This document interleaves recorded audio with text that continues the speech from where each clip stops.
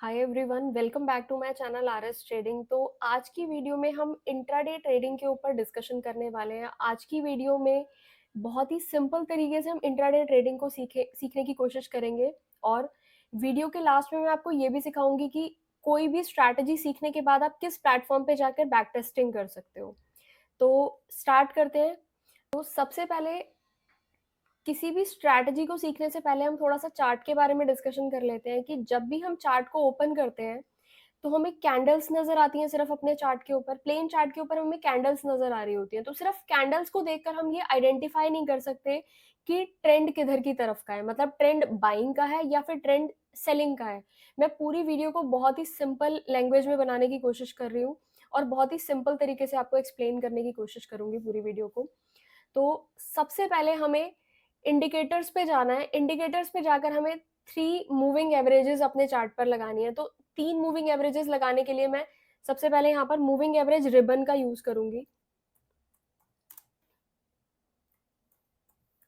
Moving average ribbon, इस indicator को हम यहाँ पर प्लॉट कर लेंगे अपने चार्ट पर। इसमें कुछ सेटिंग्स करनी है हमें। ऐसी कुछ जब आप इसकी सेटिंग्स को ओपन करोगे तो कुछ ऐसी सेटिंग्स नज़र आएँगी। अब यहाँ पर सीखने वाली बात ये है कि आखिर हमें कौन-सी मूविंग एवरेजेस लगानी है। तो हमें सिर्फ 3 मूविंग एवरेज चाहिए। फर्स्ट जो हमें मूविंग एवरेज चाहिए वो एसएमए, फर्स्ट को हम बिल्कुल भी चेंज नहीं करेंगे यहाँ पर। मूविंग एवरेज 1 को एसएमए का एसएमए ही रहने देंगे और यहाँ पर जाकर हम इसको 5 कर देंगे। यहाँ से मैं इसका कलर चेंज कर देती हूँ, कलर मैंने इसका ग्रीन कर दिया। सेकंड हमें चाहिए ईएमए, इस एसएमए को कन्वर्ट करके मैंने ईएमए कर दिया और इसका जो टाइम पीरियड है उसको मैंने 9 कर दिया। इसका कलर मैं यहाँ से चेंज करके रेड कर देती हूँ। उसके बाद थर्ड हमें चाहिए अगेन ईएमए और इसका टाइम पीरियड भी मैं 50 कर देती हूँ यहाँ से और इसका कलर मैं यहाँ से ब्लैक कर देती हूँ। ठीक है, फोर्थ का हमें यहाँ से कोई यूज नहीं है तो फोर्थ को मैंने सिंपल ये जो टिक वाला साइन है इसको ऐसे क्लिक करके रिमूव कर दिया। तो बहुत ही सिंपल तरीके से मैंने सिर्फ 3 मूविंग एवरेजेस को लगाया। फर्स्ट एसएमए है 5, सेकंड ईएमए 9 और थर्ड ईएमए 50। इन तीनों को मैंने लगा दिया और यहाँ से हम इसको ओके कर देंगे। तो ये चार्ट कुछ ऐसा हमारी स्क्रीन पे नज़र आ रहा है। ठीक है, अभी मैंने निफ्टी 50 का इंडेक्स यहाँ पर लगाया हुआ है, आप देख सकते हो। ठीक है, कुछ इस तरीके का चार्ट ओपन हो गया है। इसके बाद हम अगेन इंडिकेटर्स पे जाएंगे और यहाँ से क्लिक करेंगे बॉलिंजर बैंड्स।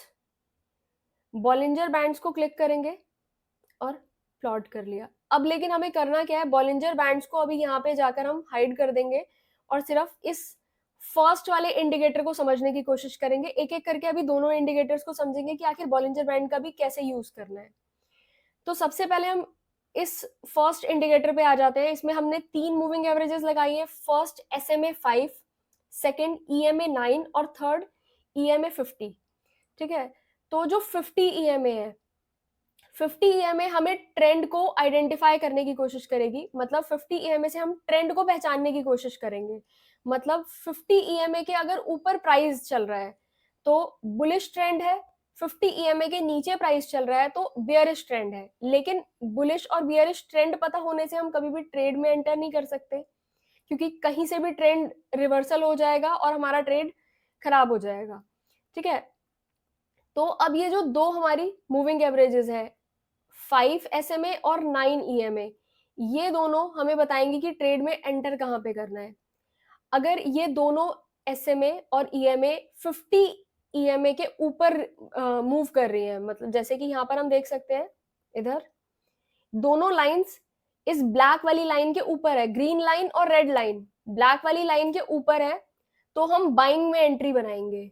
ठीक है, अभी हमने सिर्फ ये जाना है कि बाइंग में एंट्री बनाएंगे, कहाँ एंट्री बनाएंगे वो भी आगे देखेंगे। अब अगर दोनों लाइंस ग्रीन लाइन और रेड लाइन इस ब्लैक वाली लाइन के नीचे है तो हम सेलिंग में एंट्री बनाएंगे।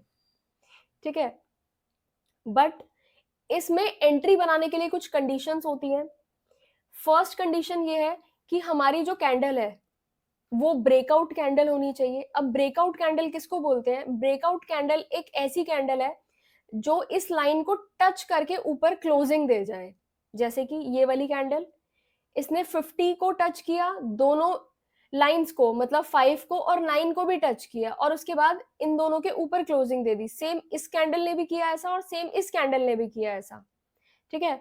तो क्या जितनी भी लाइन इन तीनों को क्रॉसओवर के बाद क्लोजिंग दे देंगी सबके ऊपर एंट्री बना सकते हैं? नहीं बना सकते।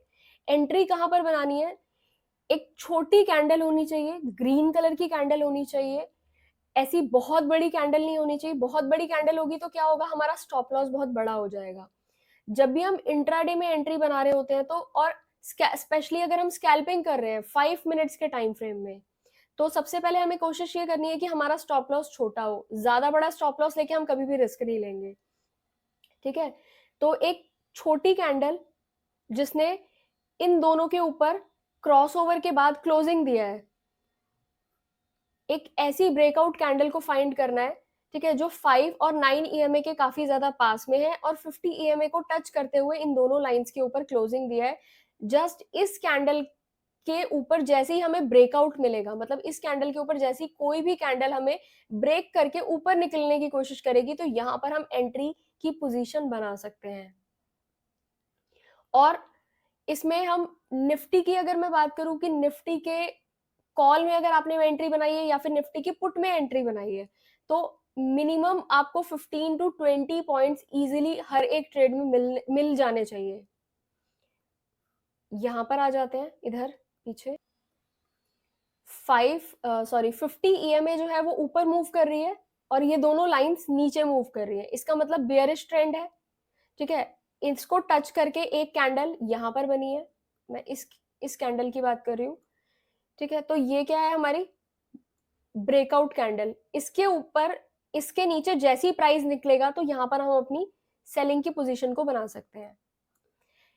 तो ये था बाइंग की पोजीशन कहां बनानी है और सेलिंग की पोजीशन कहां बनानी है। लेकिन हमेशा बाइंग की पोजीशन ब्रेकआउट पे भी नहीं बनानी है, तो किन ब्रेकआउट्स को अवॉइड करना है अब एक बार वो सीख लेते हैं।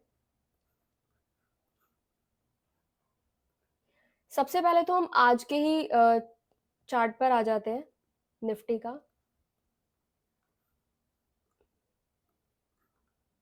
ये निफ्टी का आज का चार्ट था। फर्स्ट कैंडल को यहां पर अगर हम देखें तो 5 ईएमए से इतनी ज्यादा दूर बनी है। यहाँ पे 5 ईएमए है, 5 एसएमए है और यहाँ पर ये कैंडल है। तो क्या इस कैंडल के ऊपर अगर प्राइस निकलता तो क्या हम बाइंग की एंट्री बना सकते थे? नहीं बना सकते थे।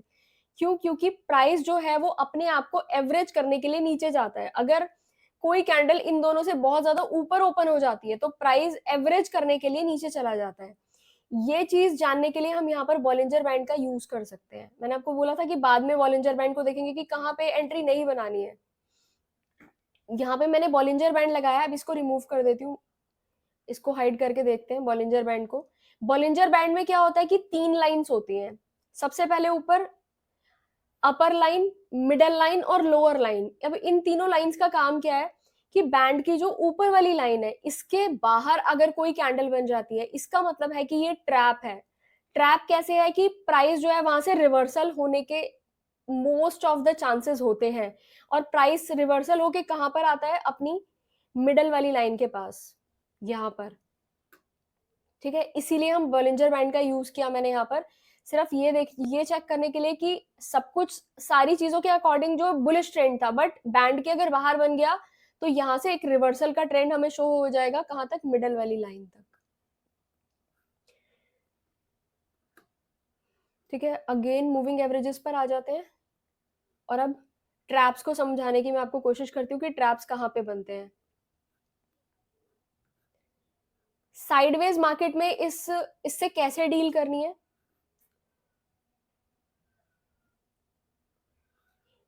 यहाँ पे मैंने बॉलिंजर बैंड का यूज कर दिया है इधर, ठीक है।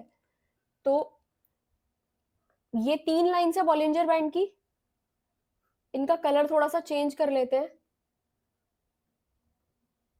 तीनों को डार्क डार्क ब्लैक कर देते हैं ताकि इजीली समझ में आ जाए।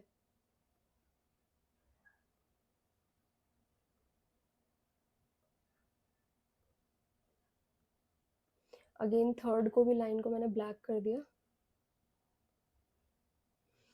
ठीक है। अभी बैंड बहुत अच्छे से विजिबल हो रहा है। तो बैंड जब भी हमेशा फ्लैट होगा, मतलब बैंड जब भी फ्लैट होगा, कहीं किसी भी डायरेक्शन में नहीं मूव करता हुआ होना चाहिए, एकदम सीधा होगा, तो उस टाइम पर क्या होगा, मार्केट में साइडवेज ट्रेंड शो कर रहा है, बैंड साइडवेज ट्रेंड शो कर रहा है, और जब भी साइडवेज ट्रेंड होगा तो आपको अगर यहाँ पर बाइंग की भी एंट्री मिल रही है तो आपको अलर्ट हो जाना है। ये अलर्ट हो सकते हैं हम कि जो बाइंग का हमारा जो टारगेट है वो मैक्स टू मैक्स कितना हो सकता है, बैंड की अपर रेंज तक, और यहाँ से ट्रेंड जो है वो रिवर्सल हो सकता है। अगेन जब भी बैंड फ्लैट होता है तो क्या होता है, बैंड की अपर रेंज जो है वो रेजिस्टेंस बन जाती है, और जो बैंड की लोअर रेंज है ये सपोर्ट का काम करती है। तो जब भी रेजिस्टेंस को टच करेगा तो यहां से हम सेल करेंगे, और जब भी सपोर्ट को टच करेगा तो यहां से हम बाय करेंगे।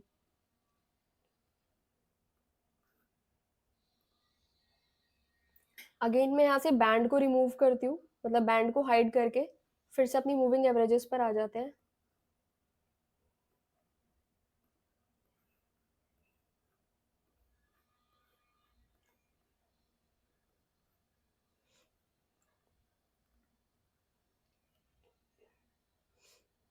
ओके, तो यहाँ पर देखते हैं सबसे पहले एक कैंडल 5 के पास है, इसका breakout, then upward move, price नीचे आया, 50 ईएमए को टच किया यहाँ पर, ठीक है, दोबारा से यहाँ पर टच करके एक ब्रेकआउट कैंडल, ये वाली इसके ऊपर निकला, और जब भी ब्रेकआउट कैंडल के ऊपर निकल रहा है तो जो ब्रेकआउट कैंडल का लो है ये हमारा स्टॉप लॉस होगा। ब्रेकआउट कैंडल के ऊपर निकला प्राइस और एक अच्छा मूव।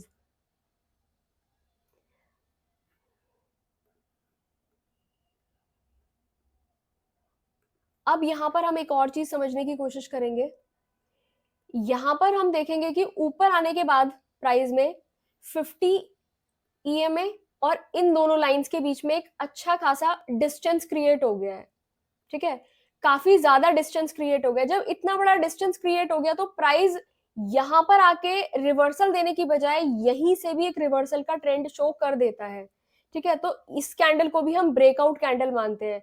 इसके ऊपर हम ब्रेकआउट मतलब यहां पर एंट्री बनाएंगे, और इसका जो लो है इसको हम अपना as a stop loss carry करेंगे, ठीक है। अब एक और ट्रेंड को समझने की कोशिश करते हैं।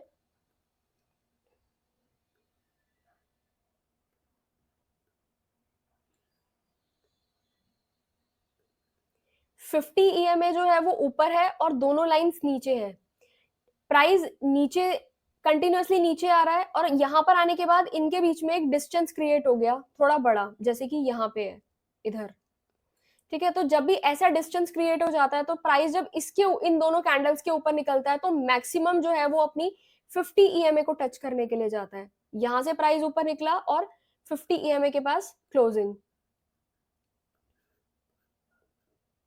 अगेन पीछे जाके इस सेम एग्जाम्पल से समझने की कोशिश करते हैं।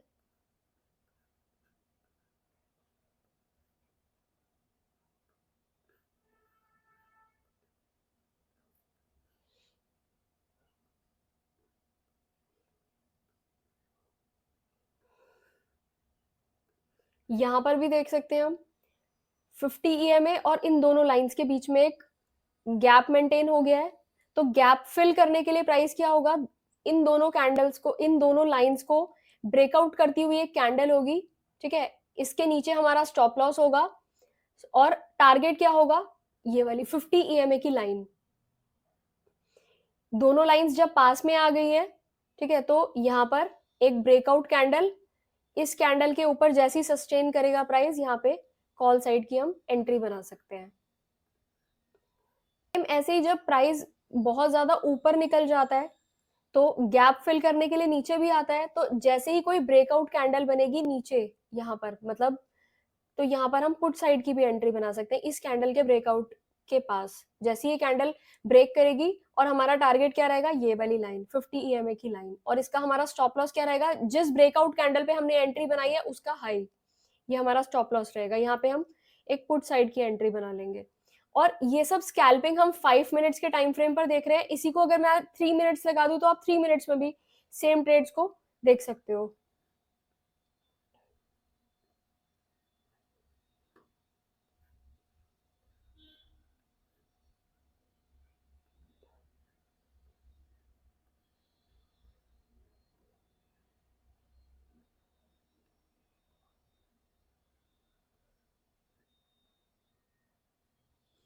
ये 3 मिनट्स का टाइम फ्रेम मैंने लगाया है यहाँ पर। ये देखो, ये ब्रेकआउट कैंडल और इसके ऊपर बाइंग। और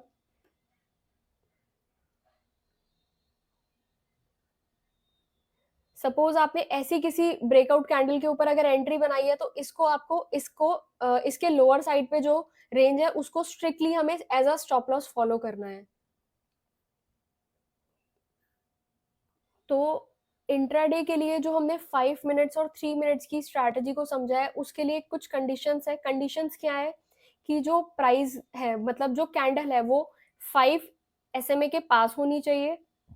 फर्स्ट कंडीशन हमारी ये है। सेकंड कंडीशन है, कैंडल छोटी और वॉल्यूमेटिक होनी चाहिए। वॉल्यूमेटिक कैंडल होती है जिनमें ग्रीन वाला पार्ट ज्यादा होता है, मतलब विक्स कम होती है और ग्रीन पार्ट ज्यादा होता है। जैसे कि ये एक वॉल्यूमेटिक कैंडल है, ठीक है। इसको डोजी कैंडल बोलते हैं, जिसमें विक्स बड़ी ज्यादा विक होती है।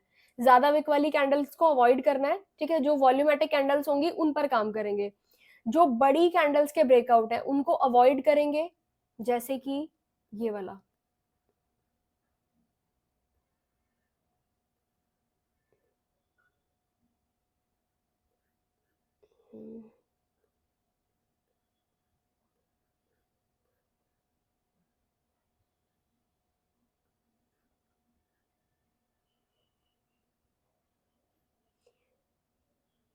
जैसे कि यहाँ पर हम देख सकते हैं, फर्स्ट कैंडल में ही बहुत बड़ा ब्रेकआउट है इधर, ठीक है। तो ऐसी अगर कोई कैंडल बनती है जिसमें बहुत बड़ी कैंडल के साथ ब्रेकआउट है, तो इस ब्रेकआउट को हम अवॉइड कर सकते हैं। क्यों? क्योंकि इसमें हमारा स्टॉप लॉस बहुत बड़ा हो जाएगा।